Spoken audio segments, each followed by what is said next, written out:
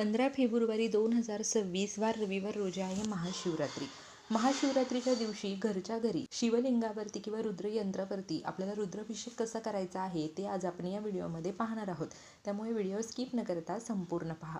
श्री स्वामी समर्थ. मी Priyanka all content या चॅनलमध्ये मी तुम्हा सर्वांचं मनापासून स्वागत करते. स्वामी महाराज तुमच्या सर्वांच्या सर्व चांगल्या इच्छा पूर्ण करो ही प्रार्थना मी त्यांच्या चरणी करते आणि व्हिडिओला सुरुवात करते. रुद्राभिषेक करणं ही महादेवांची अतिशय उच्च कोटीची सेवा आहे. तुम्ही महाशिवरात्रीच्या दिवशी सकाळी, दुपारी, संध्याकाळी प्रदोष काळामध्ये हा जो रुद्राभिषेक आहे तो करू शकता. या दिवशी मंदिरामध्ये खूप गर्दी असते, त्यामुळे घरच्या घरी आपण शिवलिंगावरती रुद्राभिषेक करू शकतो.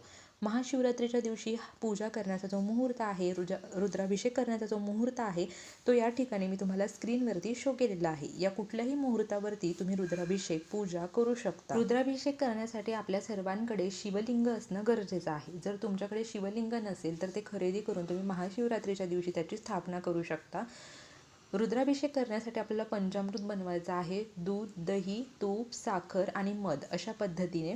त्याचप्रमाणे तुम्हाला गोमूत्र घ्यायचं आहे, गंगाजल घ्यायचं आहे आणि आपल्याला महादेवांना अर्पण करण्यासाठी बेलपत्री, त्याचप्रमाणे तुम्हाला धोत्र्याचं फूल घ्यायचं आहे. धोत्र्याचं फळ तुम्ही घेऊ शकता, कण्हेरीचं फूल तुम्ही घेऊ शकता, शमीची पानं तुम्ही घेऊ शकता, अक्षता तुम्ही घेऊ शकता. घरासमोर आसन घेऊन बसा. सर्वात आधी तुम्हाला दिवा आणि अगरबत्ती लावून घ्यायचा आहे, कारण अग्निदेवतेच्या साक्षीने आपल्याला रुद्राभिषेक करायचा आहे.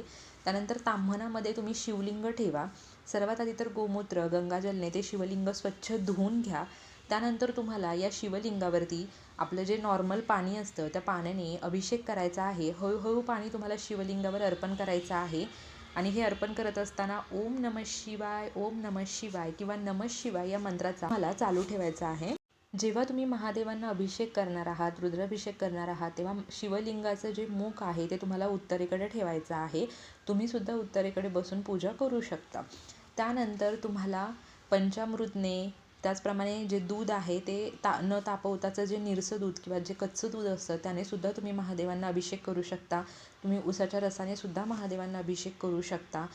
आणि जेव्हा पण हा अभिषेक चालू असेल तेव्हा ओम नमः शिवाय या मंत्राचा जयघोष तुम्हाला सुरू ठेवायचा आहे. मग परत एकदा तुम्ही स्वच्छ पाण्याने महादेवांचं शिवलिंग धुवून घेऊ शकता. अभिषेक करत असताना तुम्ही महामृत्युंजय मंत्राचाही जप करू शकता. ओम त्र्यंबकम यजामहे सुगंधीन पुष्टिवर्धनम उर्वारुकमिव बंधनान मृत्युर्मोक्षीयमामृतात हा मंत्रसुद्धा तुम्ही जप करू शकता. रुद्राभिषेक करून झाल्यानंतर तुम्ही हात जोडून श्री गणपती अथर्व शीर्ष एक वेळा वाचा. संस्कृत किंवा मराठी रुद्र एक वेळा वाचा. गायत्री मंत्र 24 वेळा किंवा एक माळ तुम्ही करू शकता.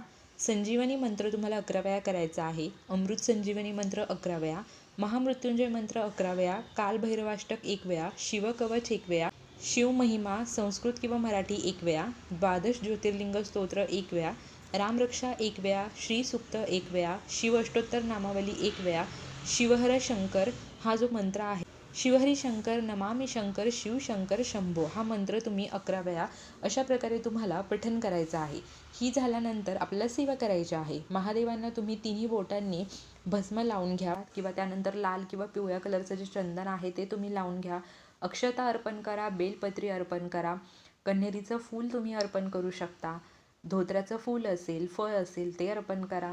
गोकर्णीचं फूल असेल, रुईचं फूल असेल, शमीची पानं असतील, चमेली हे सुद्धा तुम्ही अर्पण करू शकता. महादेवाच्या शिवलिंगावरती कधीही हळदी कुंकू अर्पण करू नका. तुळशीपत्र अर्पण करायचं नाहीये.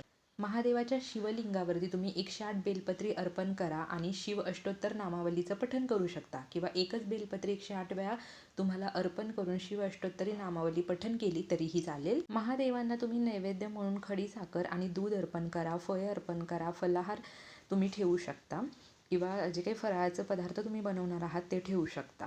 अशा प्रकारे वर्षातून एकदा येणाऱ्या महाशिवरात्रीला महादेवांची ही सेवा करा आणि तुम्ही आशीर्वाद प्राप्त करून घ्या. प्रत्येक संसारिक अडचणीवरती महादेवांची ही अतिशय उच्च कोटीची सेवा नक्की करा. रुद्राभिषेकासारखी अतिशय उच्च कोटीची सेवा कुठलीच नाही, त्यामुळे ही सेवा करा आणि त्याचा अनुभव घ्या.